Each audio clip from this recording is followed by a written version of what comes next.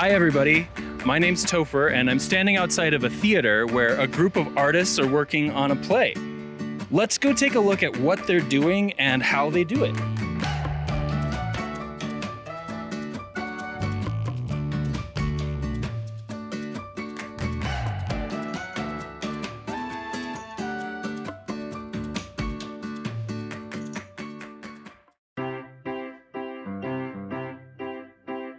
Hi, Penny. Hi, Topher.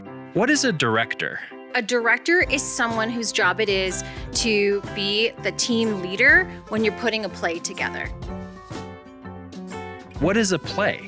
A play is something that's been written down for other people to perform for an audience. How is a play made? So usually someone might get an idea from a book or just from their own little brain, imagination, and they have to write down their ideas and characters talking to one another, and then they can give that script to other people to perform. How does a director come in? So a director helps to pick who the actors are who are in the play, and sometimes they help put the team together of who's going to do the lights or who's going to make the set or the costumes, and then all of those people kind of come together in a room to work together to bring the play to life. Who are some of the people on your team? Who do you work with? So I have a lot of members of my team. I would say my right-hand person is Jenny, who is my stage manager, but I also have to work with Jesse, the lighting designer, Aaron, the costume designer, Erik, who designed the set and the props. There are a lot of people on the team. So is a director in charge of the whole play? Kind of. We all work together. We have to collaborate to make the show. So it's not just my show. The show belongs to the whole team. So what are some of the tools that a director would use to make a play? Sure. The tools of a director would be the script and any music that might be in the show. The actors are also great tools. They have their own ideas and they have to use their imagination to bring everything to life. So those are some of the tools of a director. What are some of the ideas that you had about this play? So some of the ideas that I had for this play were, there's a funny moment with a character that's a delivery dog, and the delivery dog does a special kind of dancing, and so that was my idea. There are some sound effects that we use that we came up with on our own. There's a part where we turn to the audience, and because our audience wasn't here because of COVID, we had a special idea for that. Thanks, Penny. Thanks, Topher.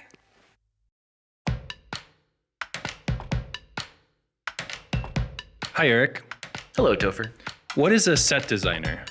A set designer is a kind of artist that works with the playwright and director to create the world that the actors play in.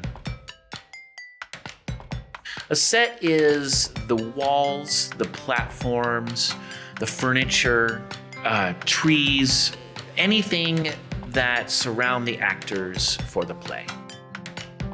What is the set design process? How do you design a set? I'll have a meeting with the director, and then I'll read the script, and I'll read any source materials that would be relevant to the script. Then usually I'll have a more official meeting with the director, and we will talk about their ideas and my ideas, and we'll talk about things like entrances and exits for actors, and real nuts and bolts, things that have to be on the set. After that meeting, then I'll go and I'll sketch up some drawings and start creating an environment that allows the actors to sort of breathe on the set. From that point, I'll put it in the computer. I'll do a 3D rendering so that the lighting designers and the sound designers can have something to work in their art to what's happening visually. Then I hand all that over to a carpenter and a technical director and let them build.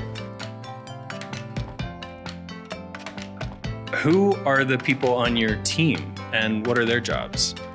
So I have a head carpenter. Her name is Olivia.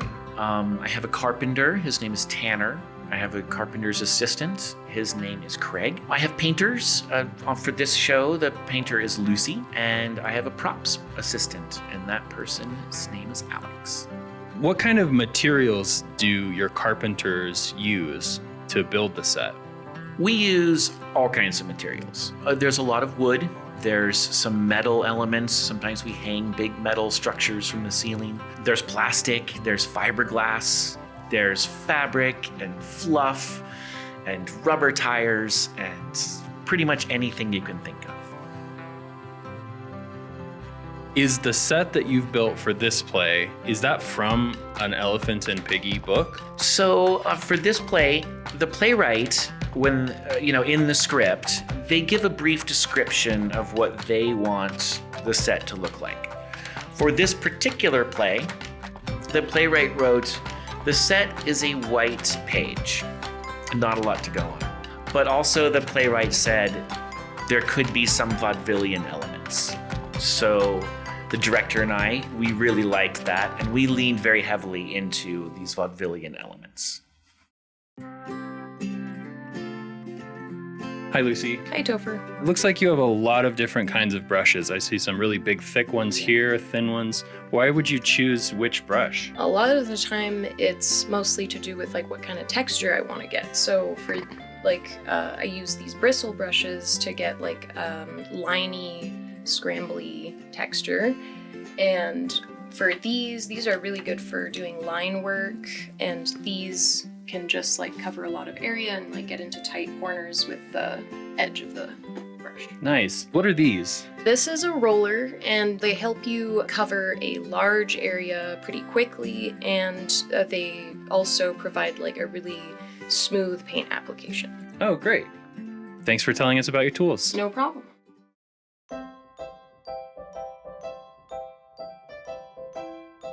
Hi, Alix. Hi, Topher. What are you working on? Right now I'm working on the party scene, so all the different party favors and table pieces. Wow. Party scene. It's so colorful back here. So you're the props assistant? Mm-hmm. So does that mean that you're putting together all of the pieces that the actors will hold in the play? A lot of them, yeah, it's the pieces they'll hold. Sometimes it's just decoration for the set. Yeah. Cool. So what are some of the pieces that you wanted to show us today? Right now I'm working on masks because the party in the play is a costume party, it's a fancy party, and it's a pool party. So we're trying to include all of those elements. Some of the other fun props in the show is there needs to be a mysterious, ambiguous toy. So we're working on a prototype for that right now. Wow. We're kind of going with a bunch of other toys smashed together into one toy. What a cool shape. Our other project is this ice cream cone. It doesn't look like an ice cream cone yet, but it will. And right now it's just a traffic cone with some zip ties. But in the play, one of the characters has an ice cream cone that needs to melt.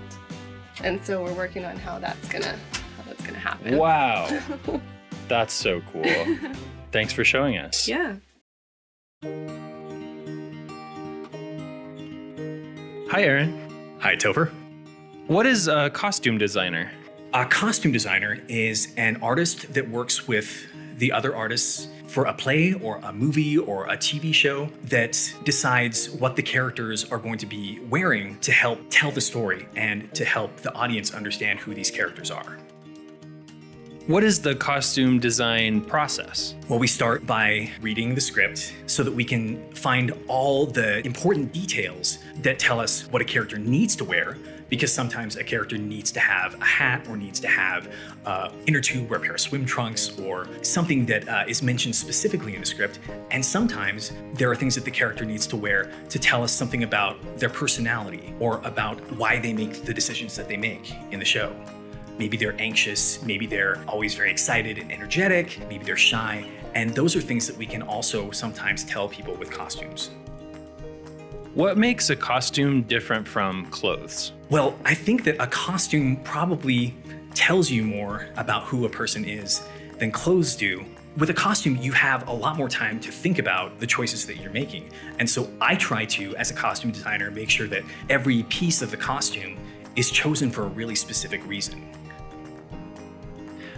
Who is on your team and how do they help you make the costumes for the play? Oh, wow. Well, one of the most important things I can tell you is that everyone is on my team. because that's really how theater happens. So the choreographer, the lighting designer, the set designer, the director, everybody who's helping tell the story is on my team because they're helping me decide what the best way to do something is.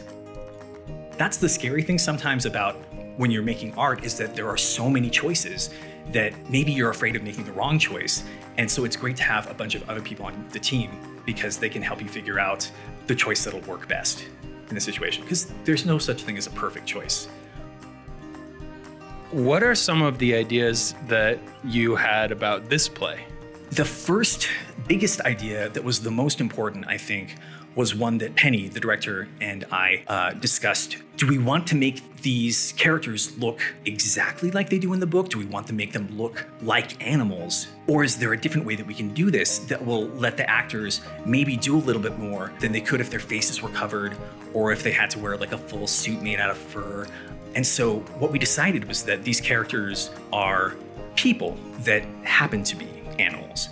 And so instead of putting pig ears and a pig snout on Piggy, we're having Piggy dressed like a person you might see every day, but with hints that tell you that Piggy's a pig. And so I think you'll see, if you look at the squirrels and you look at Elephant and you look at Piggy, that you'll see little hints that tell you that they're animals.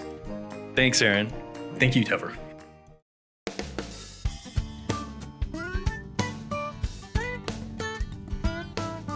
Hi, Jesse. Hi, Topher. What is a lighting designer? A lighting designer in the theater is an artist that helps to tell the theater story using light. What kind of equipment does a lighting designer use? So there are dozens and dozens of different types of lights. Some of them change colors, some of them move around. We control all of that through a lighting computer. What is the light design process? So you start by reading the script, and then you talk to the director and see what their ideas are, and then you figure out where you want the different lighting equipment to go in the theater. Then you make sure it's all pointed into the right places, and then you work with your team and you build a series of cues, which are different looks for the lighting. Who are some of the people on your team? So I work with a master electrician who also programs the lighting system. Sometimes we call it a light board. And then there's also a team of electricians who are overseen by the master electrician, and they make sure that all of the lights are put in the right place and that they all turn on and that everything works the way that it's supposed to. What are those thin colored pieces of plastic that go on the front of a light? We usually call that gel, and it's one of the things that we can use to make the color of a light different. What are some of the ideas that you had for this play?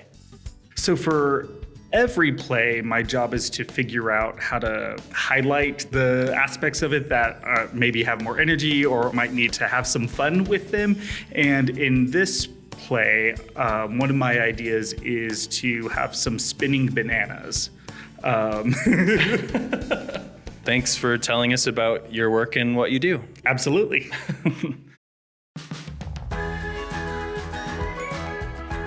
Hi, Matthew and Wendy. Hi, Topher. You're playing Elephant. Yes. Well, what's the full name? Elephant Gerald. And you're playing Piggy. Yes. Is there a full name? Piggy, just Piggy. What is an actor? An actor is an artist who takes words and creates them into physical movements on the stage and tells a story that way. Does an actor come up with the words that they use, or where do you get the words that you turn into movement? Usually the words are given to us from a playwright, and that's just a fancy word for someone who writes the script or writes the words. What is an actor's job? An actor's job is to, as Matthew said, learn a lot of lines that you then present on a stage or behind a camera that you'll say to audiences. Is acting the same thing as playing pretend? I think it's the same thing. A lot of the times as an actor, you're really just pretending to have a certain emotion like you do as kids. You're pretending to be sad or mad or happy. whatever it may be. So acting is just a lot like playing pretend, playing house or school or whatever that story will be. Yeah, I think an actor's job is to pretend they are that character, to pretend they are that role, and the more you believe it and the more you kind of play into that pretend world, the more fun you get to have and the more fun it is for the audience to enjoy. What are some of the hardest parts about being an actor professionally? Having to learn and memorize all the lines and kind of making sure you know everything so well that you can do it upon request. I think, with scripts, sometimes they get pretty large and you have over 20 lines, over 50 lines, and having to be able to memorize those sometimes can be a little bit difficult. So how do you memorize lines?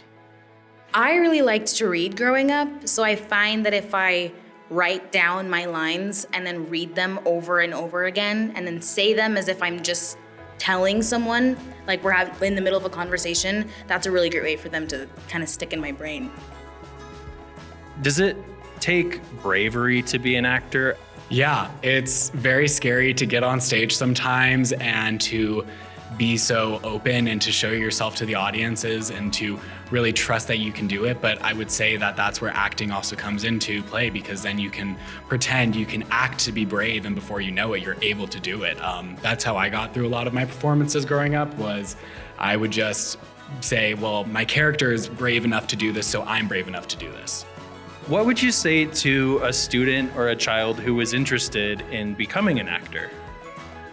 Keep with it. It's such an amazing thing.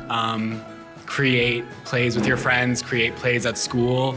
I think schools have a lot of great theater. I started in middle school and I continued through high school and into college, and just the more you kind of find the opportunities to play pretend and to be an actor, the more you get to do it. I would say ask a lot of questions. That's how I really became an actor, is just asking how people got into it. And then also just look at the world around you. Like I said, acting is playing pretend, and you're just taking things that you've seen in the real world and making it fun and putting that own spin on it and then presenting it to an audience. So just look at the world around you and see what you can change and then show it. Thanks, you guys. Thank you. Thank you, Topher.